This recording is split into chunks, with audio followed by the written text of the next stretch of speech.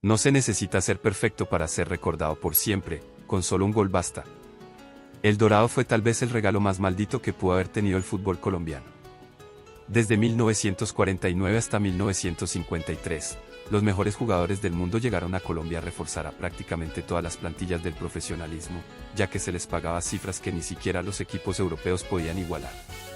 Jugadores argentinos, brasileños, uruguayos, peruanos, inclusive ingleses y húngaros, hicieron del fútbol colombiano el más atractivo y vistoso durante un par de años, un espectáculo de derroche, decadencia y malos manejos administrativos, pensando que el dinero nunca se les iba a acabar. Llega 1954 y con él la fecha límite para cumplir con el Pacto de Lima. La FIFA había decretado que todo aquel que adquiriera los servicios de jugadores argentinos en huelga sería expulsado de la federación, por lo que Colombia fue vetado de todo torneo desde 1951 y no fue sino hasta que esos jugadores regresaron a su país de origen que Colombia fue readmitida tanto en la FIFA como en la Conmebol. Pero ya un daño horrible estaba hecho. El fútbol se había hecho resultadista y dependiente exclusivamente de las figuras extranjeras. Los torneos de 1954 a 1958 tuvieron las que son hasta ahora las peores asistencias de la historia del fútbol colombiano, algunos partidos teniendo apenas 100 o 200 personas para estadios con capacidad hasta para 20.000. La dependencia en figuras costosas y no en el crecimiento de un buen talento local había arrasado con las canteras hasta el punto de que no habría un torneo nacional de juveniles sino hasta casi los años 70, y peor aún, la Selección Colombia. A pesar de haber sido conformada en 1938, la selección nacional no había progresado en lo absoluto en casi 20 años, peor aún teniendo en cuenta que las grandes figuras del Dorado eran todas extranjeras. No había intención alguna de conformar un conjunto de los mejores equipos colombianos y cuando Colombia es vetada de participar en las eliminatorias a Suiza 1954, el fútbol colombiano toca fondo. Pero desde ese fondo surgió una diversidad necesaria. No había un solo gran equipo que pudiera servir como base para la selección Colombia de los años 60, entonces el gran Adolfo Pedernera decide formar un equipo de todas las que la ambientan. Efraín Sánchez del Independiente Medellín, Ignacio Calle de Nacional, Germán Aceros del Cali, Maravilla Gamboa de Millonarios. Pero había un equipo que tenía que ser la columna vertebral de toda la selección Colombia, y ese equipo iba a ser Independiente Santa Fe. Santa Fe vivió el Dorado de una manera distinta, llenando su nómina de ingleses y cayendo en crisis un poco antes que los demás. Cuando llega 1954, Santa Fe ya estaba preparado para lo peor y ya había sobrevivido su intento de liquidación, por lo que logró recuperarse antes y ganar los títulos de 1958 y 1960. Ese Santa Fe invencible de 1960 era el que iba a prestar sus mejores nombres para la selección Colombia y la eliminatoria ante Perú. Jaime Silva, Héctor El Zipa González y Francisco El Cobo Zuluaga, los tres jugadores de Santa Fe que serían llamados a formar el rentado nacional. El formato de eliminatorias para Chile 1962 era muy sencillo, ya que Brasil y Chile estaban clasificados automáticamente, los otros tres cupos se decidirían por partidos de ida y vuelta. Colombia se enfrentaría ante Perú primero en el Campín y luego en el Estadio Nacional de Lima. Santa Fe no era un símbolo aislado de Bogotá. Era algo más grande. Era la prueba de que un club podía ser al mismo tiempo barrio y país, ciudad y nación, identidad local y columna vertebral nacional. Cuando sus jugadores vestían la camiseta amarilla, no dejaban de ser Santa Fe. La llevaban consigo. La convertían en carácter, en orden, en orgullo. 8 de mayo de 1961, Estadio Nacional de Lima. Por primera vez en su historia, la joven selección Colombia tenía la oportunidad de hacer las cosas bien. No de nacionalizar alguna de las figuras del Dorado como se planteó en los años 50, no de pagar sumas exorbitantes en fiestas de lujo, sino de jugar para el pueblo de Colombia. Después de ganar por un sencillo 1-0 en el Campín, era la hora final, el verdadero inicio de la selección colombiana de fútbol. El rival era Perú, que todavía estaba lejos de esa generación dorada de los años 70 pero que era bastante más experimentada y de mejor recorrido de Colombia, habiendo participado del primer mundial de 1930.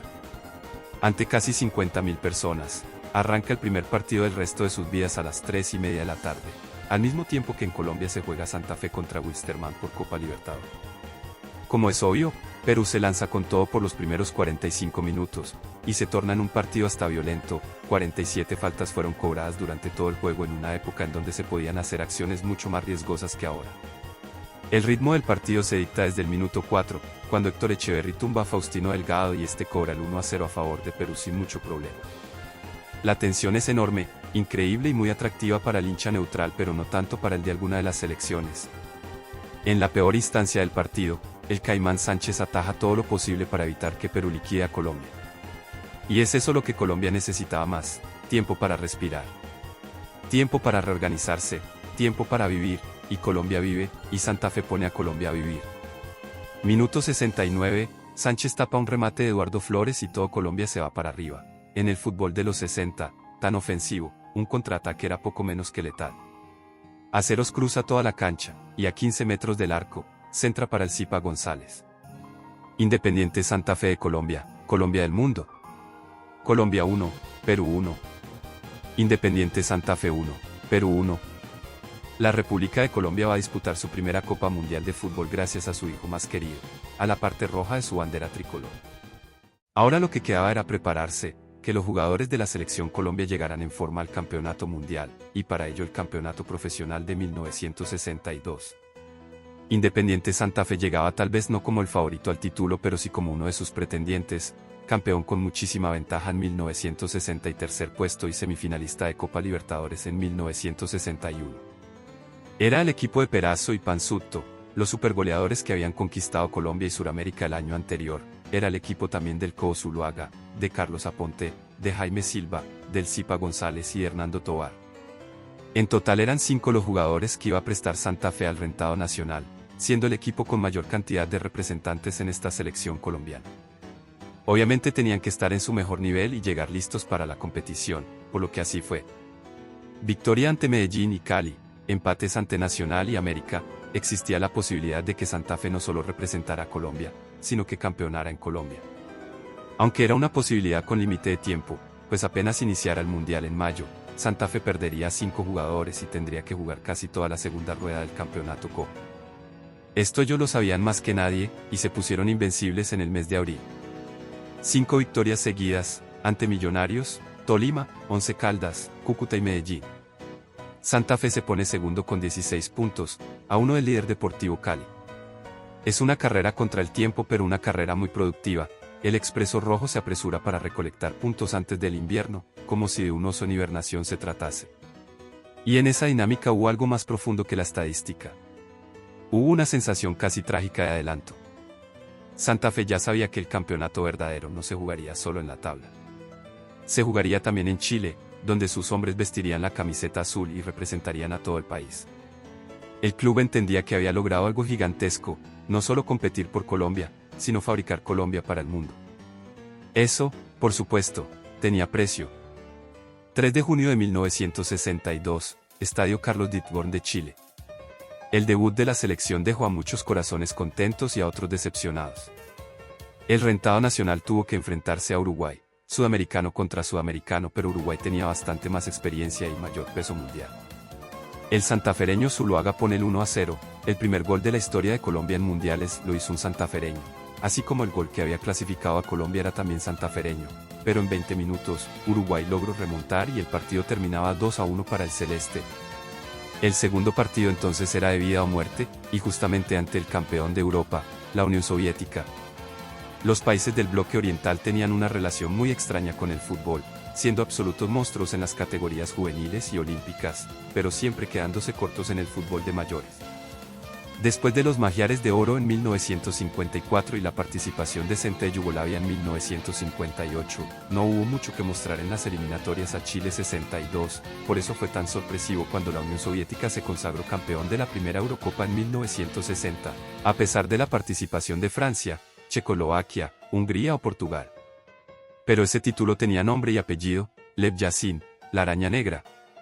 Ese gran y terrible arquero era el que Colombia tenía que vencer si quería tener esperanzas en este campeonato del mundo. Y aún así, el partido empieza como empiezan las grandes pesadillas, con la sensación de que todo se rompe demasiado rápido.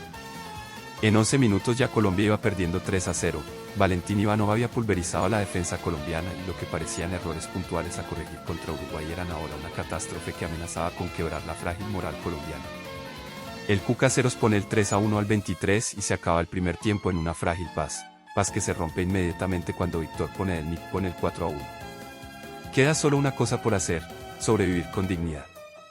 Pero cuando el colombiano ha sobrevivido, poco menos de 15 años antes de 1962, fue el Bogotazo y el inicio de la violencia en Colombia, en medio de la celebración por la clasificación a Italia 1990, Colombia viviría el peor año de su historia.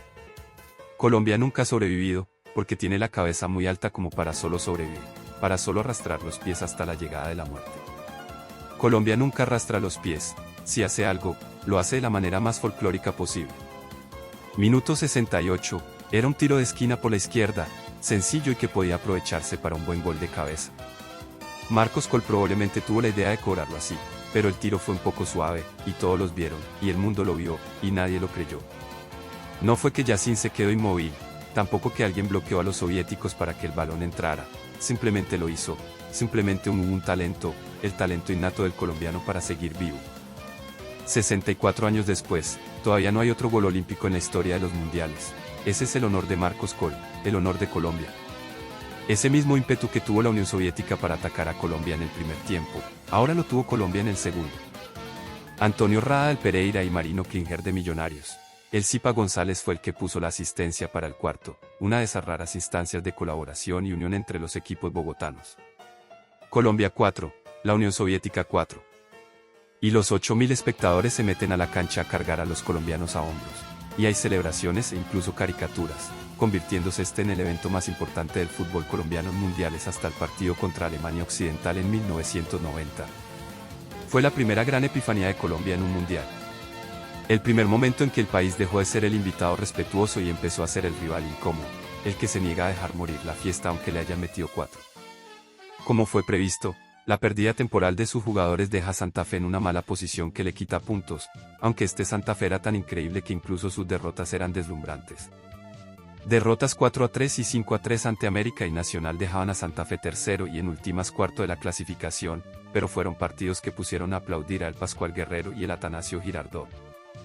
Victorias ante Cali y Bucaramanga para volver a la pelea, pero 3 derrotas seguidas ante Millonarios, Once Caldas y Quindío dejaban a Santa Fe en el borde del precipicio.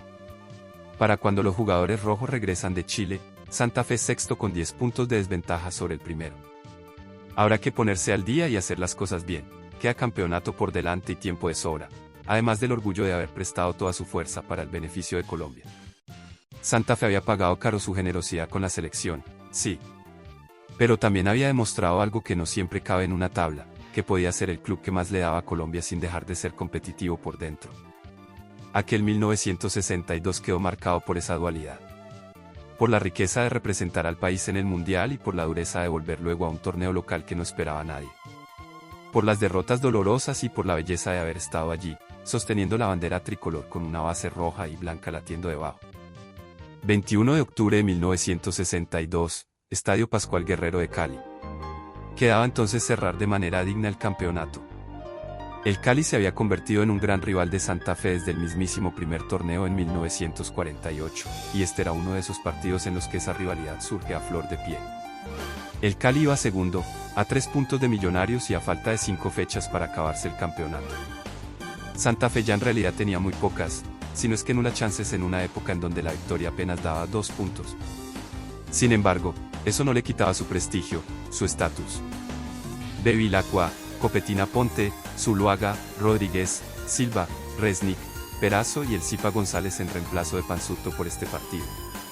Tan cuantiosa era la nómina, que el mismo Zipa González indiscutible en selección era suplente en Santa Fe. Arranca el partido en las horas de la mañana y es un caos total para una mitad y el equilibrio perfecto para la otra. Minuto 8, Perazo recibe a mitad de cancha y da un par de pasos, quedando a 20 metros del arco. No había mucho que hacer, solo impactar al arco y dejar congelado al Pascual Guerrero.